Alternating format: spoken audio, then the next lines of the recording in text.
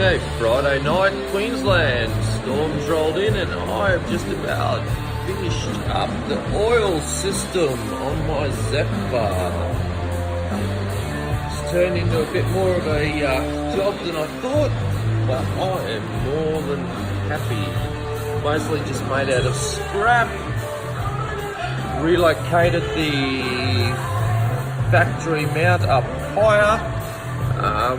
Made this nice little isolated details like factory, some nice lines down through to a modified cover with a bracket with some wiring stuff on it that holds them.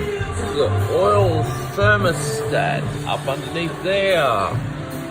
Oh, all kind of pretty. The original had the thermostat between the down tubes, but this nice, lovely Japanese titanium 4-into-1, like Cyclone.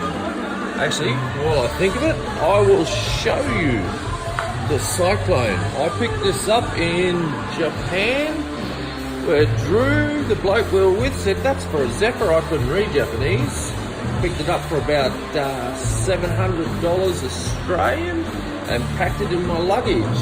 Its claim to fame is it's called a Cyclone. If you actually look at this collector, if I get down underneath here, it's twisted.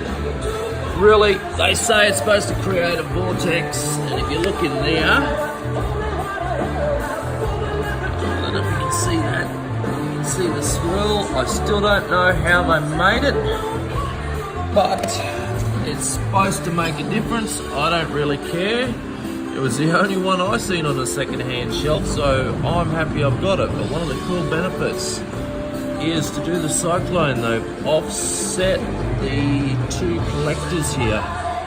So the stack of 4 isn't as wide. You actually save about 25 mil.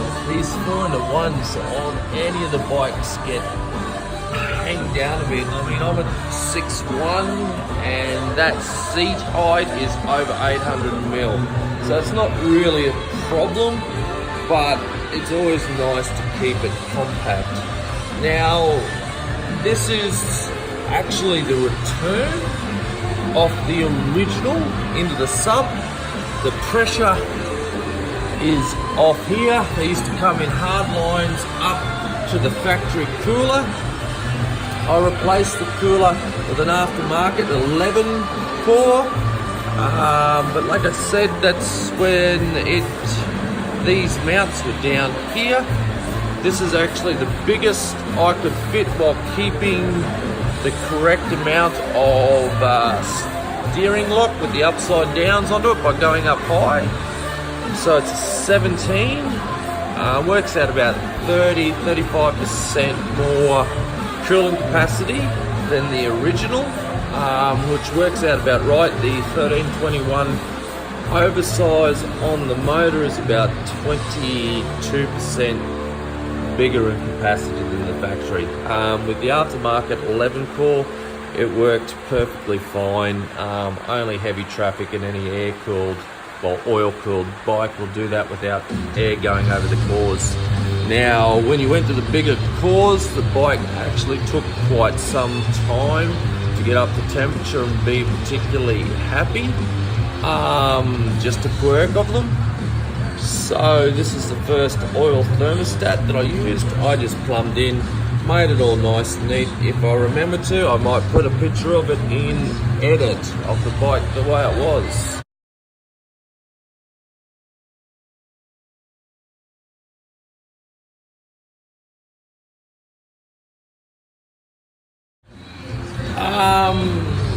Like I said, they don't fit now. I needed somewhere else. I thought of up in here.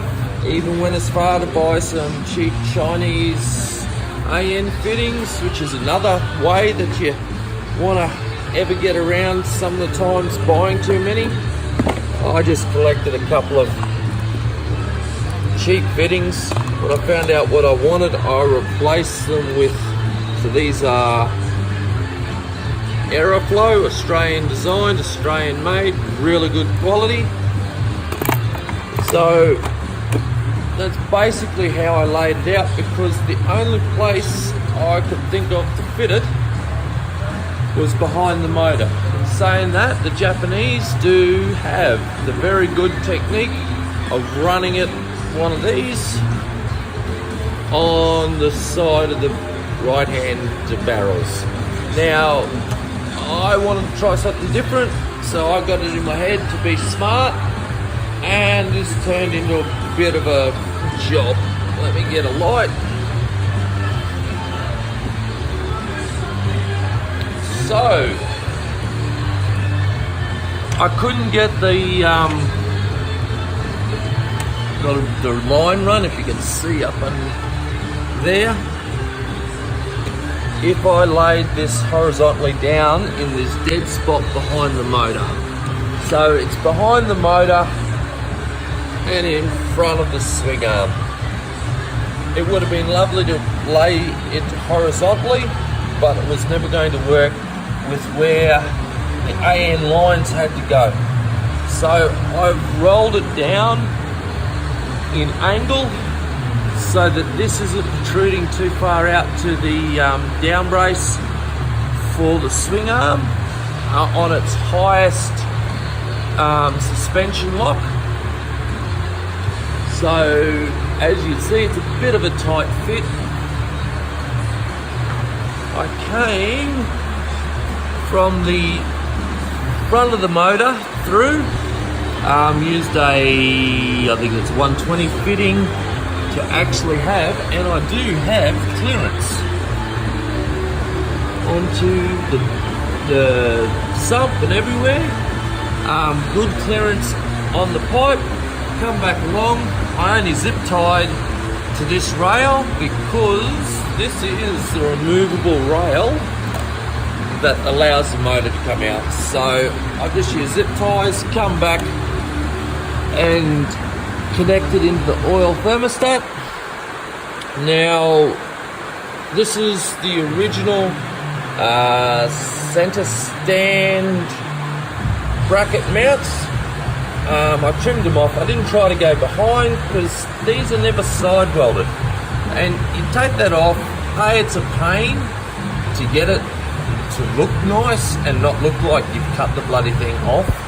But normally underneath, it's a bit rusty, a bit shitty, so I decided just leave it on, clean them up, and make my bracket between. Now I've just used some 2mm mild. I do have some 1.6 and 3mm Pro Moly 4130, but it's not really worth it. I mean, it's all very solid. It's just going to hold a very light oil thermostat. Now I went with this one because it has some mounts already in, made it a lot lighter, so not cleaner, and I had it laying around. Now this side starts to get a bit more tricky. So the factory fittings is -6 size, but all of these aftermarket oil coolers normally have -10 out of the bottom of the oil cooler. So the lovely people of Aeroflow make a -10 to -8 30-degree adapter that allowed me to get down in around the pipes. So -6 would have A, looked wrong, but B, you can't do a -10 to a -6 jump in fitting sizes. So then you need adapters, and it's just arse. So the easiest way out of it is I just treated it as two different systems. The oil cooler to the thermostat is in -8.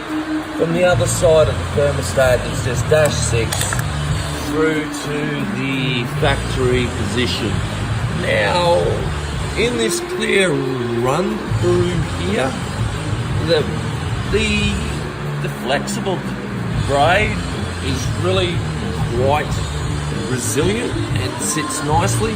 It didn't need a bracket, but I've got an oil temperature gauge here with a wire to go somewhere. If I modify this sump, I might want some extra sensors in this gallery I've got a spare set of cases. I've had a really good look at the way the oil system works. So if I run a data logger, like I said, I've got there's an extra temperature gauge, there's a pressure gauge. I also have a pressure gauge on the dash then, so there's 2 pressure gauges depending on size and price. So they can go there. There's another gallery in underneath here. So I've also got the alternator to come down here. You've got the side stand switch and the neutral switch. So what I decided to do was weld a tab onto the original. This is the original cover. So that's the output shaft cover. There's a clutch and there's a gear shift. I brought a cheap aftermarket sprocket cover because the original just is hideous and it's never given much support here. That was always a bit sloppy. This has a bearing there, a lot better support. It looks nicer. The price is right. I snaveled it. Of course, it looks too shiny and it's just too machiny. So I'd never like these being open on these parts because if you put lubricant on your chain, it just bloody goes everywhere. It always does. I mean, these are nice filters and it would just be spraying crud into the bottom of the filters. So I'm going to do what I do, weld a piece in there, just use the aftermarket pieces as a base and just weld a panel through there, panel up there, panel on the top, and it just looks a bit more personalized. So on that panel though is I put a machined boss that I welded in. Well, I welded in a boss and then machined it to take this bracket a little bit of an offset and up, and like I said, to get the cables from the alternator down and onto.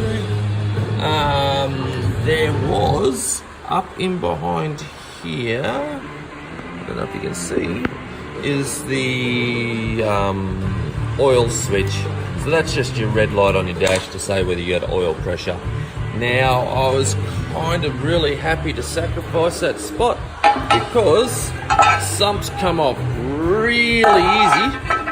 So that point there, that's the factory position. It would have just complicated the oil run. So if you actually look, you can see where that gallery comes through. This is on the back side. There's a pump unit over here, and it has these beautiful little bridging manufactured steel pieces with O-rings, and it squashes in and lines up. So this is really a mount for a transfer line. So the clever engineers just over drilled it and then just side drilled on that boss to get a convenient point for them to put in the switch. Now all of a sudden that's inconvenient for me, but it's nothing. This will get cleaned up. This boss is the only thing in the way. It does nothing. The bottom end of a Zephyr 1100 is actually from a water-cooled bike, a ZG 1200 Voyager. Look that shit up, man. It is a early to mid 80s. I think it started about 83, 85, somewhere around there. Goldwing equivalent that Kawasaki made for American market only. Really cool. It was a water-cooled top end, but a completely oil-cooled bottom end. When I've been looking around in the cases, I've seen some really cool ways that they've gone about it.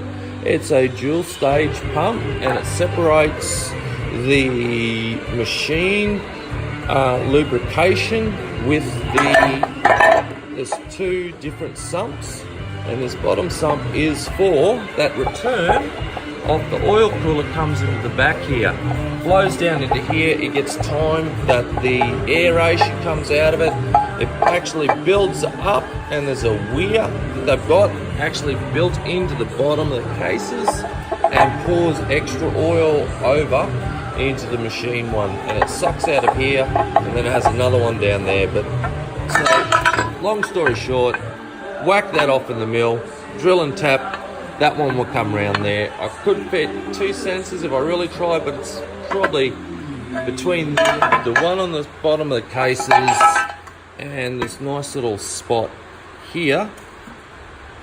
Yeah, here where there's another fluid line underneath there that goes back to it.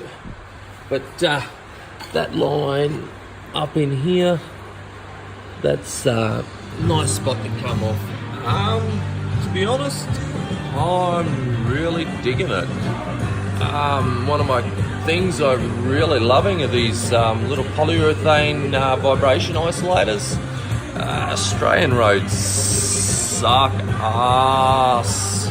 They just suck ass. They're rough. They're just, if you do any Ks other than highway, as soon as you get off the beaten track a bit, they just shake the shit out of stuff. And I mean, I ride a daily that's a G6R 750 that's held together with zip ties, and it's not a big deal. But this is my first road bike I ever owned before I absolutely tired it up after quite some time, and I want it to be a bit nicer. So these are nice details on the brackets that I use for that. I mean, and all of this stuff is made out of, this is a piece of 70x70 6mm angle that come off a job site out of a scrap bin. I mean, this lift that it's all on, 3 years to build, but it came out of a scrap bin. I just like using stuff that's easily available and doing it nicely and taking the detail. I mean, you can't buy some of this detail, and it's not expensive when you can. The Zephyr 1100 was actually made in Japan from 92 through to 2007, almost unchanged. It only sold internationally a couple of years. Most of them going to sort of broke up between Canada, England, America and Germany. In Australia we had one run, like with the 900 RS the first year. They just dumped 300 here to see how they sold. They were a bit heavy, they were a bit bland. For the same money, they just released the 900R. So, you know, they actually share some components, like the front forks. The front forks that come on these standard and the brakes are the same between the 900, the last of the 900Rs and 92. But yeah, so kind of happy with some of the way this stuff's coming out.